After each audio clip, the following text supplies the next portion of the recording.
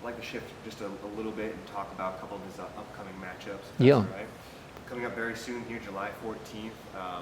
Gordon, certainly, a step up in competition here against Pedro Marinho. I just wanted to get kind of off the bat your take on Pedro Marinho versus Gordon Ryan. Main event, who's number one on July 14th? What's your take on this? I think it's fascinating. The first time I'd never seen Pedro Marinho compete, and the first time I saw him was at the last ADCC. I was walking out with Gordon to a match, and we were standing in the waiting area for approximately 8 minutes before the match. So I'm sitting there in the waiting area, and Matheus Diniz is fighting 88 kilos, and he is having a war with this Brazilian kid. And I go to Gordon, who's this guy that Matheus is fighting? This guy's tough as hell. And he goes, guy's a fucking asshole. And I'm like, what do you mean? And it turned out that Pedro and Gordon had had some kind of internet war previous to this. And so I just laughed and enjoyed the match. Pedro and Matheus had a very tough physical match. I think there was no score. I think Matheus won a decision, but it could have gone either way. And then Gordon went out to fight, so I forgot all about it. Then when the open weight occurred, Gordon gets matched with this same guy, Pedro Marinho. So I quickly do some research and see he's got an outstanding competition record. And immediately we got Gordon ready, and he won quickly by heel hook. So, but I got the impression that at that stage, Pedro just didn't really study the heel hook game, and so he got caught. If you don't know the leg lock game, you're going to get caught by it. So I didn't hold that against him. But I must say I was extremely impressed by how well he did against Matheus Diniz, and of course Matheus went on to win the gold medal that year. So to get, clearly he was of a good standard even back then. Then the last 2 years, you've got to give it to Pedro Marinho. He improved so much. First of all, he's defensively very strong now on leg locks. He proved that recently against Craig Jones. Craig's a master of leg locks, and Pedro was able to completely shut that aspect of Craig's game down. That was very impressive.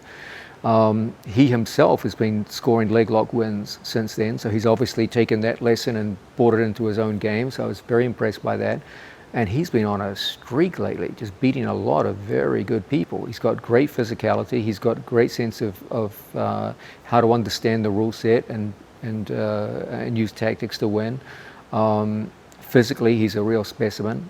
He will go in against Gordon with a height disadvantage, but he went in with a height disadvantage to Craig, and it didn't prove to be a problem at all. He finds a way to make his body type work for him.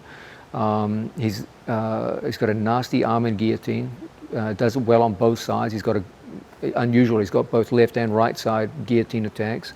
I think he's going to be a really tough opponent. He's a very physical guy. He's got good confidence levels. I saw him recently at the World Championships. He's a lovely guy too. He's a very cool guy, and he's got a good fighting spirit about him. He's not afraid of anybody. He goes out and does his best, and he's beaten some really big names in jiu-jitsu in the last 2 years. So he's a guy who I see as someone who's an excellent example of a mid-career transformation. Like, he's a guy who was always good, he's always tough, but who just went up a level in a relatively short space of time, about a year and a half. And to me, that's deeply impressive. When you can reinvent yourself halfway through your career, that's an impressive thing for an athlete to do.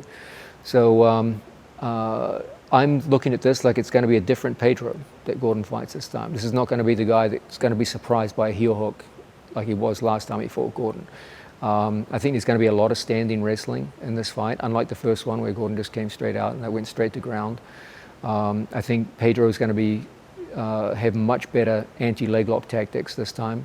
And Pedro has, as I said, a nasty guillotine, and he proved also he's got very good guard passing with no gi. I mean, how many guys can claim to have passed Craig Jones's guard in the last 2 years? Craig's got a very, very good guard. And Pedro shocked me when he was able to briefly pass for a short period of time. That's a real achievement.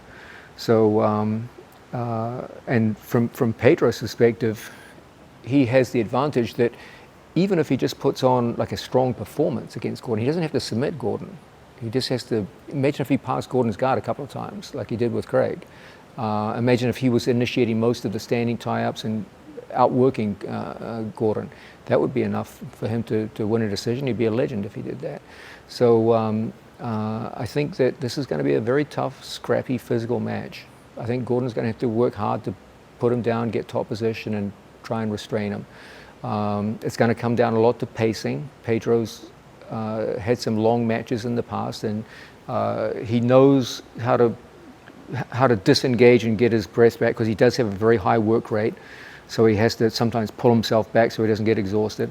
Gordon's a tough guy when it comes to exhaustion, because he won't let you have a break. He keeps coming and coming. He's a great pressure fighter.